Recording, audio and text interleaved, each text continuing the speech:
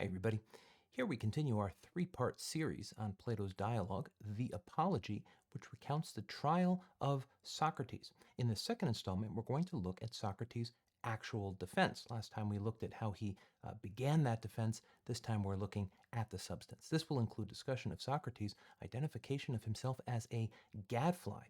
Also, his acceptance of the structures of justice and the laws of the Athenian city-state, even though they are being so manifestly unjustly applied to himself. So let's hop in and take a look.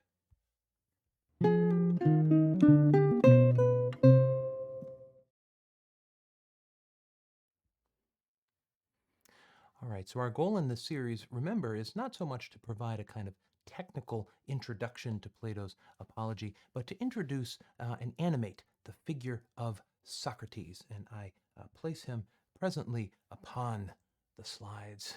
Behold the man. This fellow, Socrates, rings down through the ages. He is an example of the examined life, as he himself will call it, and we'll discuss that in this series. We are, of course, discussing his trial and death. Here is an image of Socrates nobly drinking the hemlock, which will end his life in the company of his friends.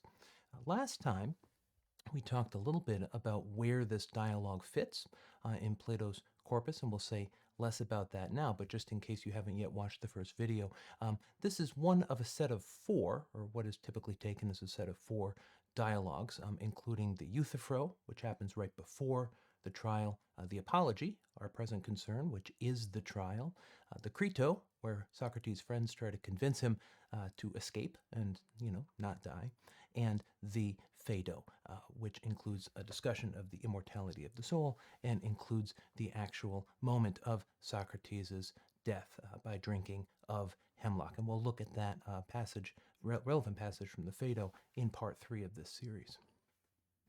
For our purposes in this non-technical approach, we're looking at the dialogue in 10 parts or under 10 headings.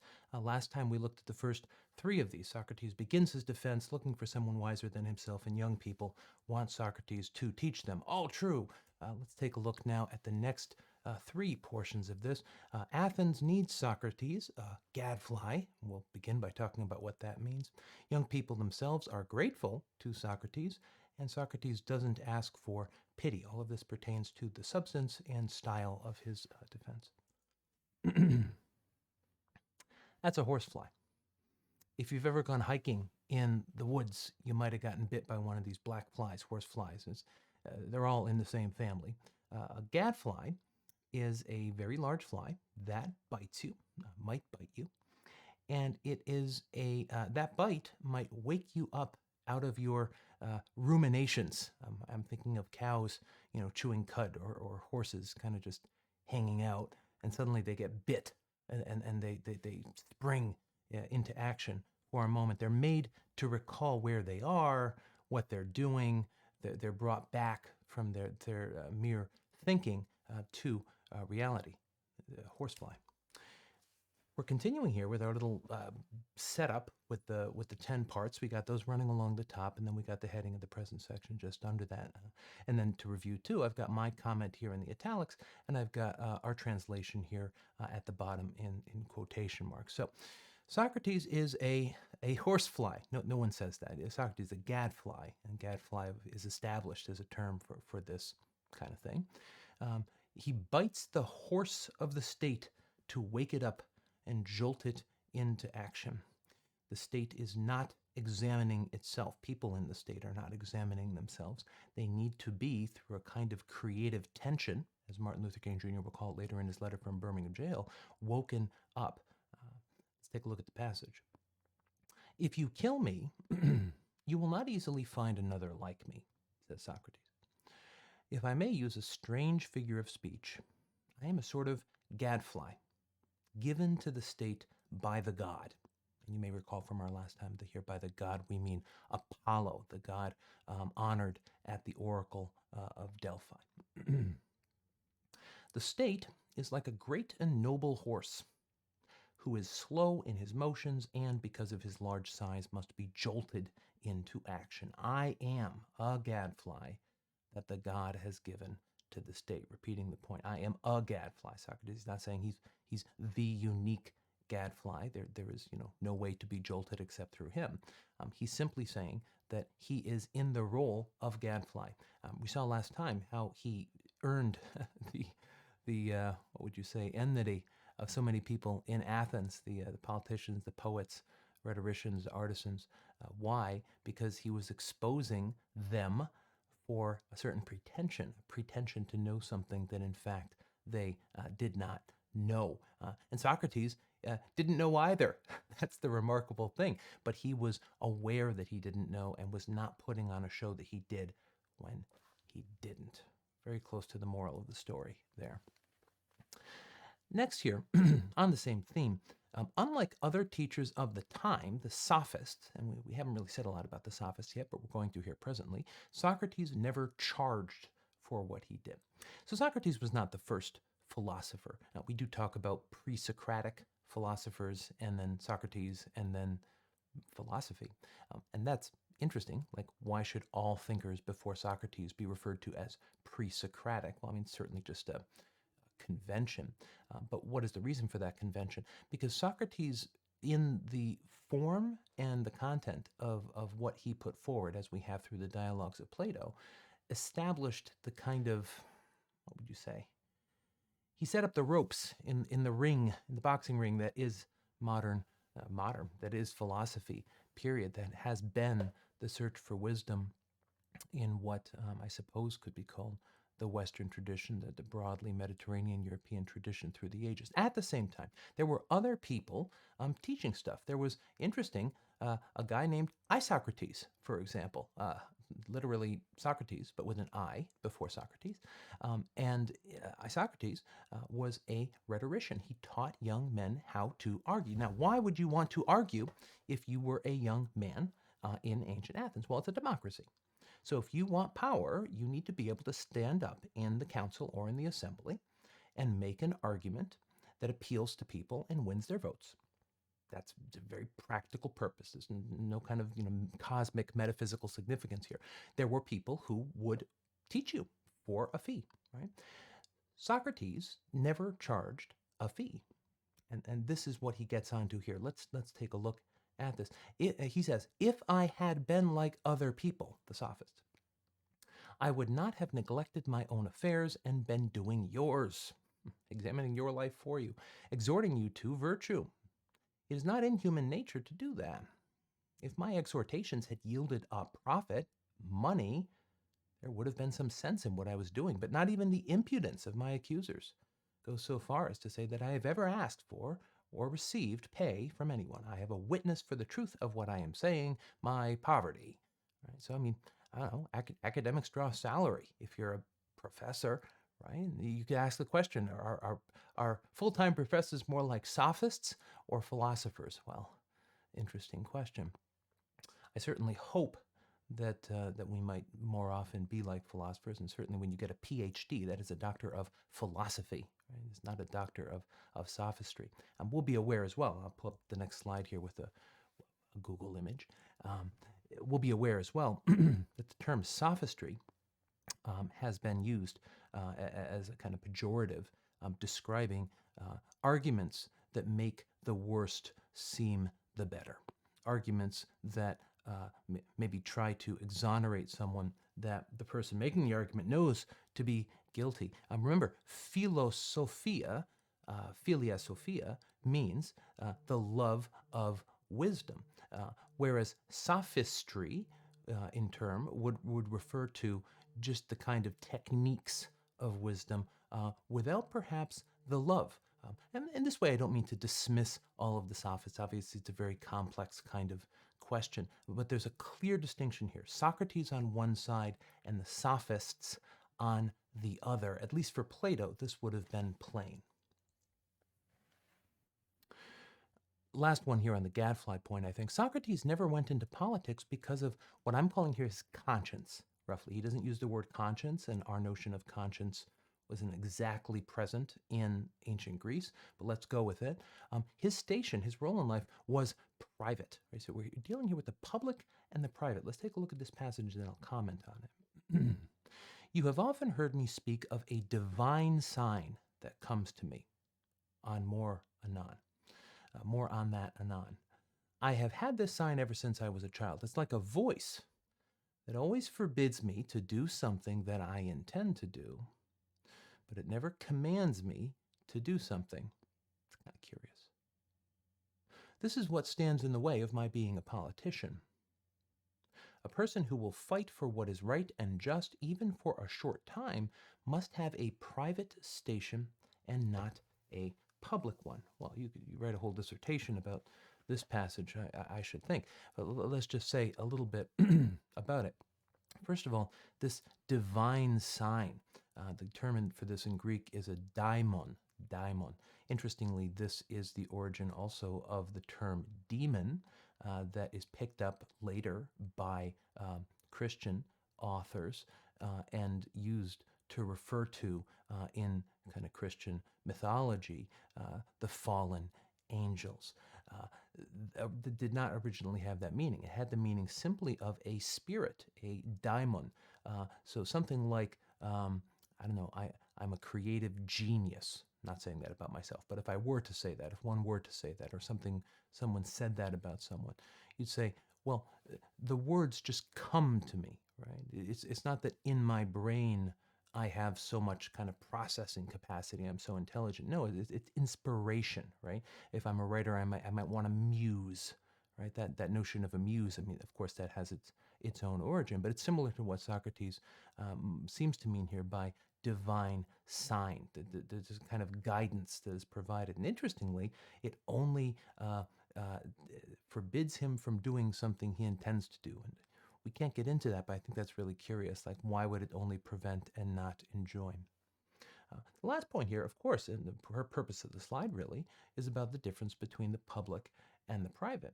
If you are in a public role, and here we can even go back to Kant's essay, Immanuel Kant, the German philosopher in the 18th century, what is enlightenment, right? In your role in public, you have certain responsibilities insofar as you're in that role. But if you are a private citizen, Kant calls this a scholar, you're just a private individual, in that role, you're not limited in the same way that you are. You know, I am professor, I am president, I am director, you know, whatever the case may be. I mean, in those roles, you have certain responsibilities, you have to do them. But if you're acting simply as a private citizen, then you are free. And that's basically what I take Socrates to be saying here, that he was never in a political life because he couldn't bear to be limited in that way. He chooses to follow his, so to speak, divine sign, which we're calling here kind of conscience, rather than pursue public office. Next one here. Young people themselves are grateful to Socrates. So here he's marshaling a little evidence. He's provided this gadfly image. He's made some arguments around that. What does he say here? Socrates responds to one of the two main charges of corrupting the youth. The other charge, you remember, is impiety. And it's interesting to see throughout the dialogue how he handles that. I mean, even the appeal to Apollo, the god, or the divine sign seems to suggest a certain kind of piety against his accusers. However, here he's dealing with a more on-the-ground kind of thing. They say that he has corrupted the youth. And Socrates says, again, ask them. Passage. People delight in conversing with me, Socrates says, because they find it amusing to hear me cross-examine those who pretend to be wise. If I am corrupting young people, and have already corrupted some, the ones who have grown up and become aware that I have led them astray should come forward, accuse me, and take their revenge. This is their chance. I see many of them here in court. And Socrates is not a young man. He hasn't been doing this for a year. I mean, Jesus' ministry was only a couple, 2 or 3 years in length, right? Socrates has been doing this for decades. The young people that he corrupted 20 years ago, well, they could certainly come forward. And they could say, Socrates, you ruined my life, man. Terrible, right? And he says, well, come forward and say so, because none of them are. They're only praising him, right? I think this continues on the next slide, right? So, and not only are like grown-up young people whom Socrates would have interacted with decades ago, and they're not complaining about him. They celebrate him. They love him still, right? but even their families. Point. Not just the youth, but their families support Socrates. Why do they do it? For the sake of truth and justice. Let's take a look at the passage. No, Athenians, the exact opposite is true. All of these people are ready to testify on my behalf. That includes the corrupted youth who might be tainted, right? Okay, so he's allowing for that. I mean, if they're really corrupted, maybe they're so corrupted they can't even realize their corruption decades later, right? But why, in such a case, why would their uncorrupted older relatives also want to support me with their testimony? Why, indeed, except for the sake of truth and justice, and because they know that I am telling the truth and that Meletus is lying. Right? So not only, okay, so let's allow that youth can't tell if they're being corrupted. You gotta wait a couple decades for them to look back on it and feel a certain way. So you wait a couple decades. They still love Socrates, right? Well, you say, okay, but they're so corrupted. They were lost. They were never going to come around. Ask their parents, ask their siblings, ask their grandparents, right? They love Socrates and they see no justice in these charges. This is the kind of argument he's making, a very practical appeal. And this will be our last theme here, just a couple, I think, on this. Socrates does not ask for pity. That's our general heading. And this pertains to Socrates' attitude toward the Athenian city-state and the laws of Athens. And that's a very significant point, because as we mentioned in the Crito, I mean, his friends will say to him, get out of here, leave. Like, this is obviously an unjust verdict. However, significantly, Socrates chooses to remain, even to accept the penalty of death, even in full conviction that this is an unjust penalty and an unjust verdict. Let's take a look at this slide. It would dishonor Athens, Socrates says, for Socrates to beg for mercy when he knows he's in the right. So here he's referring to his approach in the trial and why he doesn't just fall on his knees and say, oh, don't kill me, right? I have a family, Socrates says. And yes, 3 sons, one of them almost grown up and the other 2 still young. Yet, I will not bring any of them here in order to beg you for acquittal. You line up your sons and your wife and everybody's crying and the jury feels sad and they pity you. My reason for not bringing them here is simply that I believe such conduct would dishonor you, me, and the whole state. A person who has reached my age and who is considered to be wise, whether that reputation is deserved or not, ought not to act in such a way. Why ought such a person not to act in such a way? Because Socrates' entire shtick, his entire defense, his entire platform, right, is that he is appealing to reasons, right? He's motivated by this oracle from the god, but he is asking questions. He's not appealing to emotion. He's not trying to create a certain effect. He's not using fancy camera techniques or some kind of psyops to sway people to his side, right? He is providing reasons and calling upon people of goodwill, let's call it, to assess those reasons in fairness and come to a decision. If he begins appealing to emotions, he's going off brand. How about that, right? He's not doing exactly what it is that he claims he's doing. It would be a self-contradiction to appeal kind of basely to the emotions of the jury. And I think this may be the last one. Yes. Last one. The duty of a judge. So here he is now referring not to the jury so much as the jury, the assembly that's voting on it, but the judge. The duty of a judge is to judge according to the laws, not to do what is pleasing. And I realize that may have been a bit misleading. On my understanding, there was not a single judge in this case, but all of the assembly together function, as judge. Putting aside the question of dishonor, there seems to be something wrong with begging for acquittal rather than informing and convincing the judge. The judge's duty is not to make a present of justice, but to make a judgment. The judge has sworn to judge according to the laws, not according to what is pleasing. If through the power of persuasion and supplication I could overcome your oath of office, then I would be teaching you that there are no gods. Of course, a judge doesn't want to decide, some way in a verdict. But um, uh, he still might have the responsibility to do so. I say he or she might have the responsibility to do so. What is he or she responsible to? He or she is responsible to the laws. He or she is responsible to interpret what the laws say in as fair-minded a way as he or she can, and then to place that verdict before the opinion of the population, of the citizenry, right? And then citizens can debate whether or not that was just. But the judge doesn't have the right, doesn't have the mandate to simply decide what it is that he might or might not like to do.